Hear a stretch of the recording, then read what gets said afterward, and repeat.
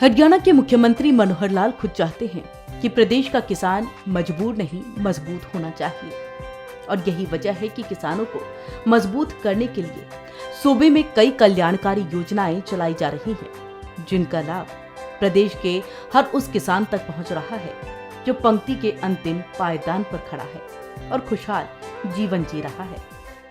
इसी कड़ी में हम आपको करनाल ले चलते हैं, जहां किसान उत्पादक समूह ने पहली बार ड्रिप और मल्चिंग विधि से प्याज की नई फसल तैयार की है। इस विधि से प्याज की फसल में ना तो फंगस लगने का खतरा रहता है और ना ही भूमि कटाव होने से प्याज के नुकसान का डर।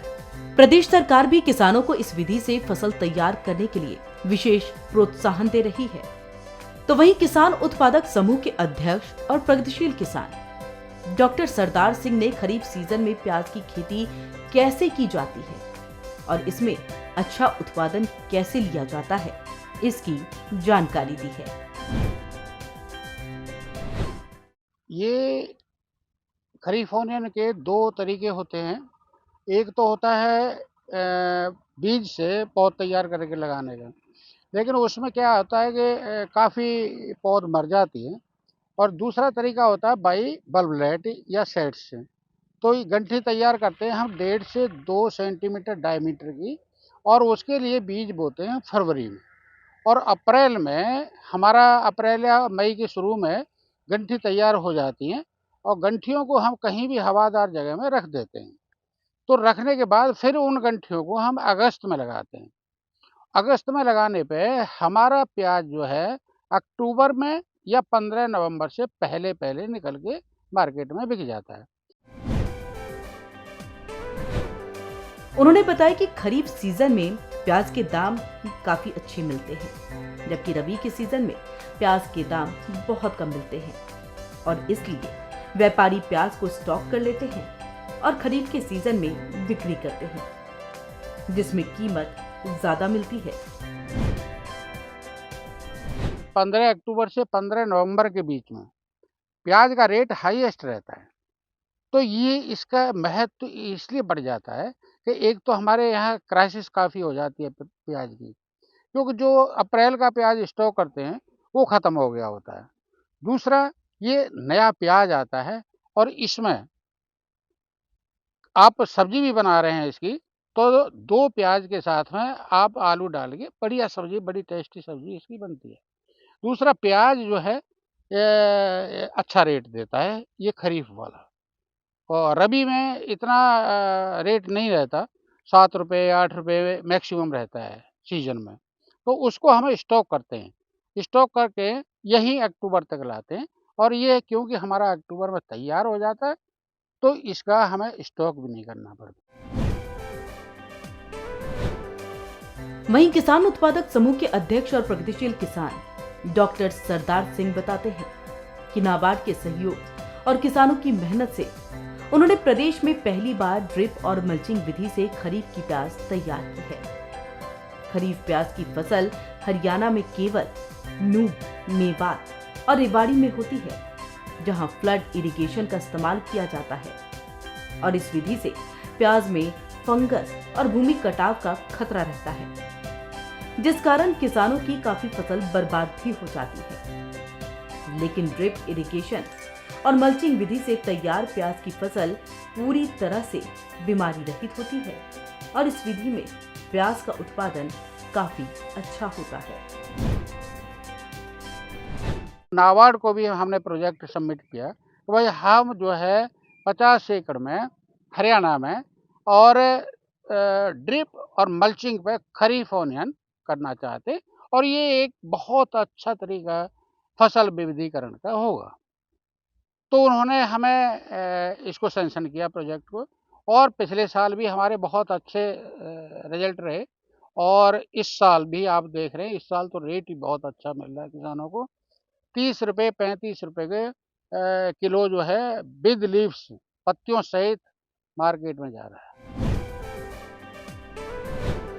वहीं प्रगतिशील किसान रोशन लाल ने बताया कि खरीफ के मौसम में प्याज की कीमत ज्यादा होती है, क्योंकि खरीफ के मौसम में प्याज का उत्पादन नहीं होता और स्टॉक की गई प्याज को मार्केट में उतारा जाता है।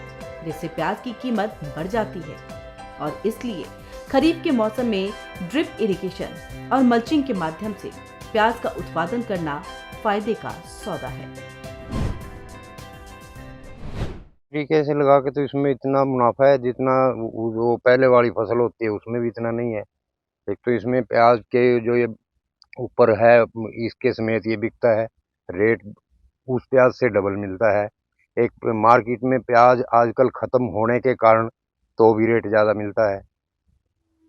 तो महंगा वैसे जो पहले वाला महंगा भी हो गया काफ़ी, और इससे काफ़ी फ़र्क पड़ेगा, लोगों को भी अच्छा प्याज मिलेगा, नया प्याज मिलेगा। नए प्याज की तो है ही है फर्क, दुगना से भी तिगुना रेट मिलेगा अपना तो इसका। हम तो इसको और अगले साल और बढ़ाएंगे।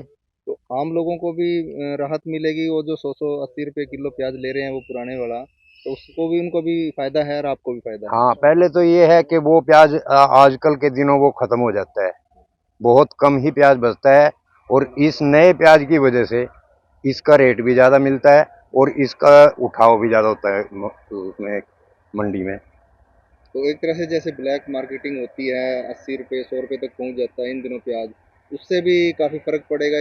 ये सस्ता पड़ता है उनसे। ये सस्ता जब इस सीजन की ये फसल तैयार होएगी और पिछले जिनके स्टॉक थे वो तो महंगा होनी था, इसकी वजह से कंट्रोल रेट रहेगा, मतलब इतना ज़्यादा रेट भी नहीं बढ़ेगा, सबको प्याज खाने के लिए भी मिलेगा।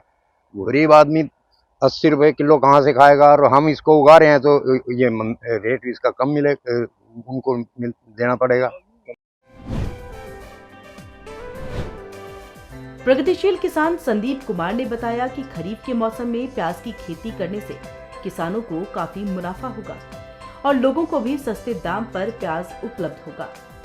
तो वहीं उन्होंने कहा कि ड्रिप इरिगेशन से प्याज की खेती करने से किसानों को काफी फायदा है, क्योंकि ड्रिप इरिगेशन के जरिए खाद और पानी जरूरत के हिसाब से दिया जाता है। जो व्यापारी पहले प्याज का स्टॉक रखते हैं, पीछे वो उसका ज़्यादा रेट में बेचते हैं, तो इसकी वजह से आम आदमी को इससे बहुत नुकसान होता है।